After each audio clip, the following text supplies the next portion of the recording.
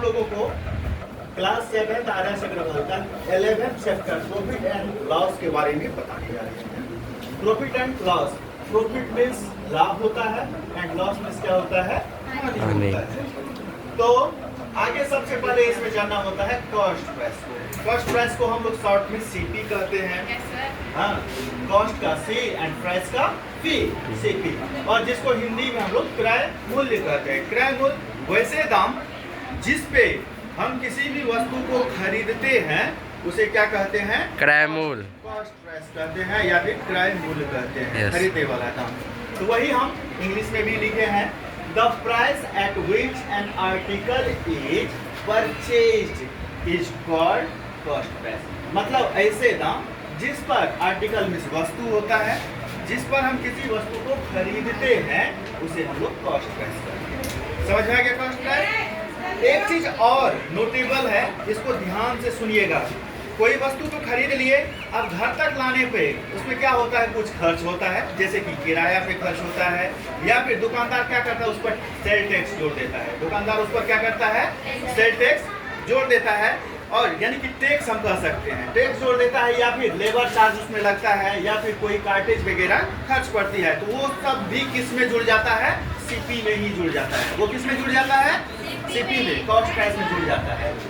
तो वही हम लिखे हैं, the overhead expenses like sale tax, labour charges, cartage ETC are included in the cost price. For example, cost of article plus extra expense, मतलब होता है सामान का जितना दाम है वो, और उस पर एक्स्ट्रा जो और खर्च करना पड़ता है वो, दोनों जुड़ करके क्या होता है, ओरिजिनल सीपी बन जाता है। क्या बन जाता है, ओरिजिनल सीपी। अब सेलिंग प्राइस होता है। सेलिंग प्राइस को हम लोग शॉर्ट में एसपी कहते हैं, जिसका मीनिंग विक्रय मूल्य होता है। विक्रय मूल्य मतलब बेचने वाला दाम। विक्रय मूल्य में क्या होता है, बेचने वाला दाम। ऐसे दाम जिस पर हम किसी भी वस्तु को बेच देते हैं उसे हम क्या कहते हैं, विक्रय मूल्य या फिर सेलिंग प्राइस कहते हैं।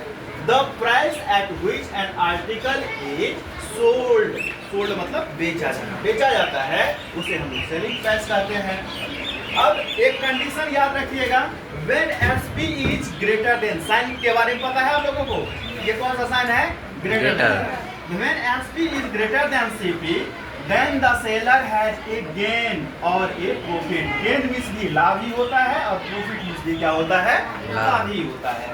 तो जब एसपी सीपी से बड़ा होगा तो उस कंडीशन में सेलर को क्या होगा, प्रॉफिट होगा, लाभ होगा, गेन होगा।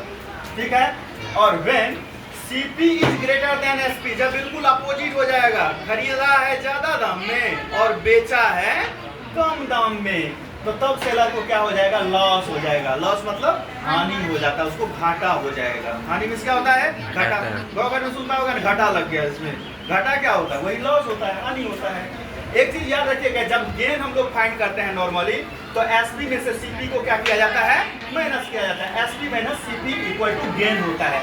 और गेन परसेंट अगर हम फाइंड करते हैं, क्या फाइंड करते हैं, गेन परसेंट। गेन परसेंट अगर हम फाइंड करते हैं तो गेन जितना हुआ है उसको हम लोग ऊपर में रखते हैं, सीपी जो होता है उसको नीचे, और उसको 100 से हम लोग क्या करते हैं, मल्टीप्लाई करके और परसेंटेज लगा देते हैं। ठीक है। ठीक उसी प्रकार लॉस जब होता है तो हम लोग सीपी में से एसपी को माइनस कर देते हैं, और लॉस परसेंट अगर हम फाइंड करते हैं तो लॉस को, जितना लॉस हुआ उसको ऊपर, सीपी जितना होता है उसको नीचे, और 100 से उसको मल्टीप्लाई करके परसेंटेज लगा देते हैं। ये तो नॉर्मली सब पहले भी पढ़ चुके हैं और आज भी पढ़ेंगे। आपके बुक में एक्स्ट्रा जो है ये है, when CP and gain percent और लॉस परसेंट आर गिवन। जब मेरे पास क्या दिया हुआ रहेगा, सीपी दिया रहेगा और गेन परसेंट या फिर लॉस परसेंट दिया हुआ रहेगा, और उस कंडीशन में कहता है हमको एसपी फाइंड कीजिए। क्या फाइंड कीजिए, एसपी। तो याद रखिएगा, जब गेन रहता है तब हम लोग 100 plus gain percent by 100 into CP कर देते हैं। इंटू क्या करते हैं, सीपी। और जब लॉस होता है तो फॉर्मूला सेम रखते हैं, यहाँ जो 100 प्लस गेन किए हैं यहाँ पर 100 माइनस क्या कर देंगे, लॉस कर देंगे। 100 माइनस लॉस, और बाकी जैसा एज इट इज है उसको रख देंगे।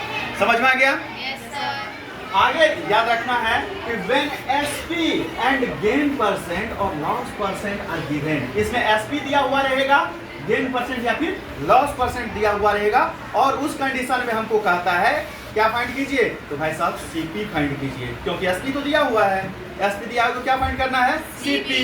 CP इक्वल टू क्या होता है, 100 into SP by 100 plus gain percent, 100 plus gain percent होता है। और जब हम ये तो लॉस दिया, सॉरी प्रॉफिट दिया हुआ था, तो इस कंडीशन में हम क्या कर दिए, प्लस कर दिए नीचे में। अब लॉस जब दिया रहेगा तो उस कंडीशन में अगर हमको CP कहता है फाइंड करने के लिए, तो कैसे फाइंड करेंगे, तो 100 इंटू SP ऊपर में जैसा है एज इट इज वैसे रख देंगे, और नीचे में 100 में से लॉस को क्या करेंगे, माइनस कर देंगे। यही मेरा चैप्टर का थ्योरी है जो हम अभी अब जाने, और आप लोग को समझ में शायद उम्मीद रखता हूँ कि आ गया होगा। जी किसको किसको समझ में नहीं आया है, आ गया सबको समझ में, वेल डन।